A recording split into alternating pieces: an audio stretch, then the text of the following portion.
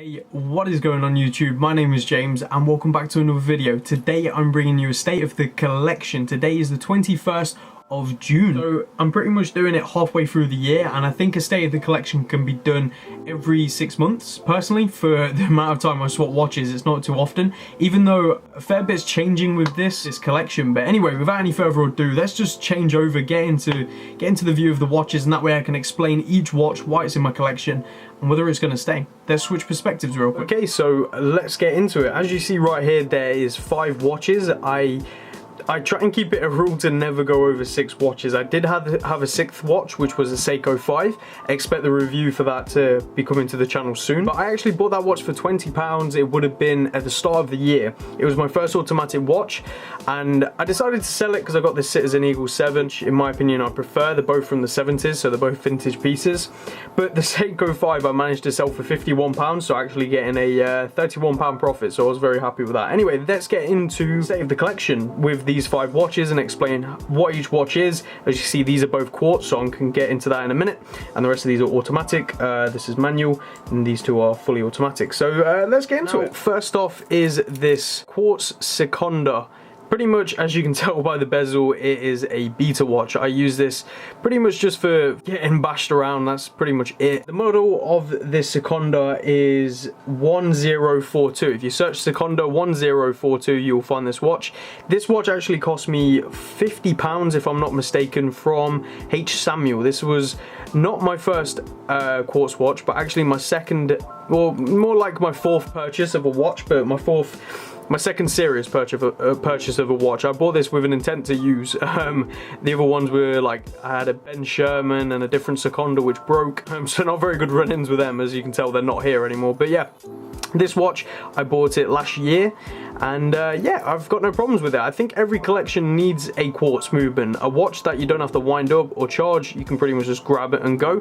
And with it being a quartz, I'm not worried about it breaking. Let me put it on so you can see how it looks on the wrist. So there we go, that is the Seconda on the wrist. As you can tell, it wears quite nicely. It's a very large watch. I'll be reviewing each one of these watches right here that you see on the table right now, so don't worry. And I'll get into dimensions and everything. But I really do enjoy this watch for a nice little beta watch. It does very well, and considering its price, it's much cheaper than a Seiko, although I would like to swap this out maybe for a Seiko 5 Sport and get rid of this, but I don't know, we'll see. This has got a bit of history. Okay, now on to my second quartz watch. This watch is not only the second quartz in my collection, it's actually the first watch I ever bought.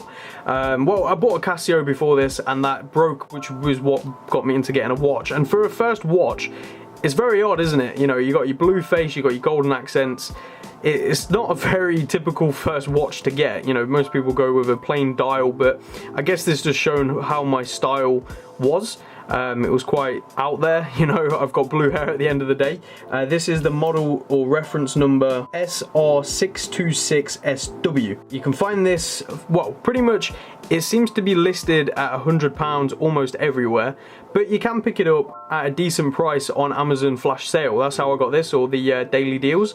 I picked this up for around £35 for this watch, which wasn't bad in my opinion for a watch. This was before I found the sort of vintage market. Yeah, nice little Accurus watch. Accurus does have some history here in the UK, although their vintage pieces are a lot better than the modern pieces in my opinion. This little watch has served me well as a dress watch. You know, when I need to add a bit of colour to what I'm wearing, or maybe I'm trying to match the blue in what I'm wearing to the dial, this is a great watch for that. Let me show you with it on. Okay, there we go, that is it on. As you can tell, it's a pretty similar size, if not a little bit bigger than my Seconda. As you can tell, I was much into the larger watches back then, and I still think they fit me better, but it is a little bit too large on the wrist. As you can tell, the gold accents are a bit in your face. I'm not exactly a big fan of them anymore. It's kind of an ugly watch, I'm not gonna lie.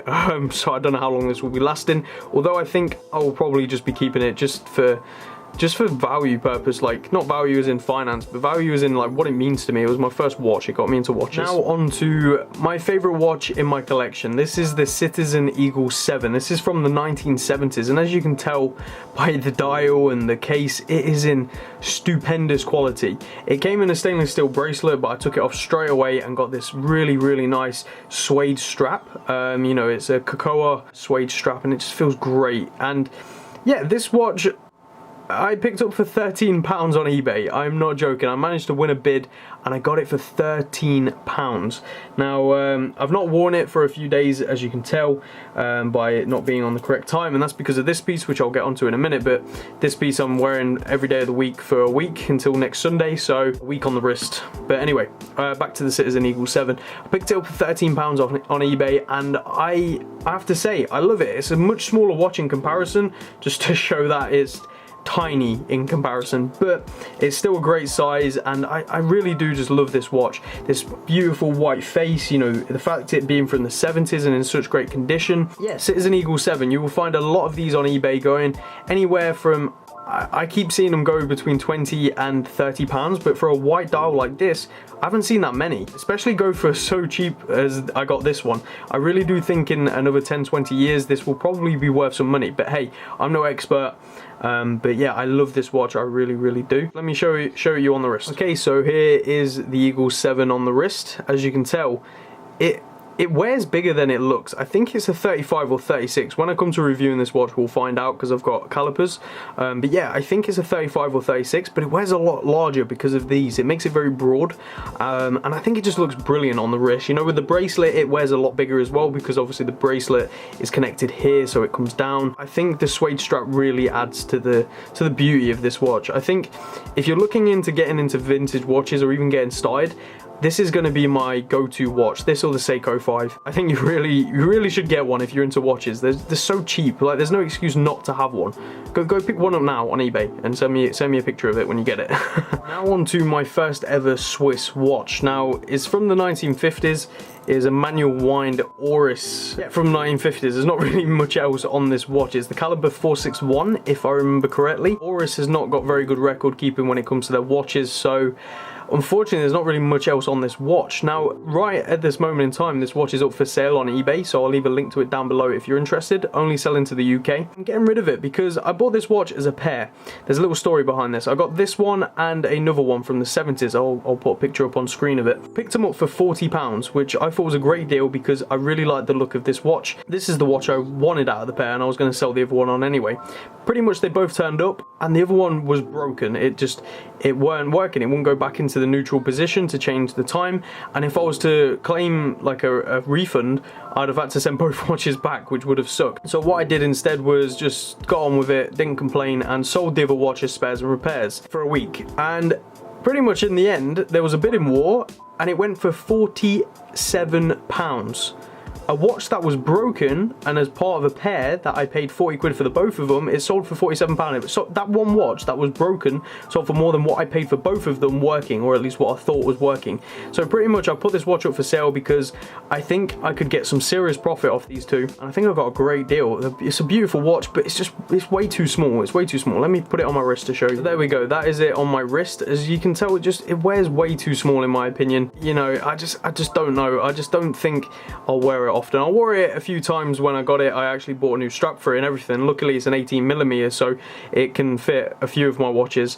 But yeah, I just don't know. I don't think it's a watch I would wear very often, so I wanted to sell it and give it to someone who probably would. And with it being such a beautiful watch, I'm upset to get rid of it, but at the same time I'm happy to let it go and find some other watches to add to my collection. And expect a review of this in the coming days because I want to review it before I sell it. Okay, now on to my latest piece. This is the Orient FD00 Power Reserve. Now this watch I got, it would have been 3 days ago now. This is the third day of wearing it, and what I tried to do, or I'm trying to do when I get a new watch, I want to wear it for a week. I bought this watch for £41 off eBay with the intent to wear for a week, review, and then sell on. But I'm starting to really like it. I'm not too sure what age this watch is. I need to do some more research. Unfortunately, the seller couldn't tell me. Yeah, it's the FD00. I don't think it's that old at all because of the quality of it. It's just a brilliant watch. Like, it's not too large. It's got a 40-hour power reserve, as you can see on the top. It's a great automatic movement. It's keeping time so well, and it looks great. The lume on it is brilliant.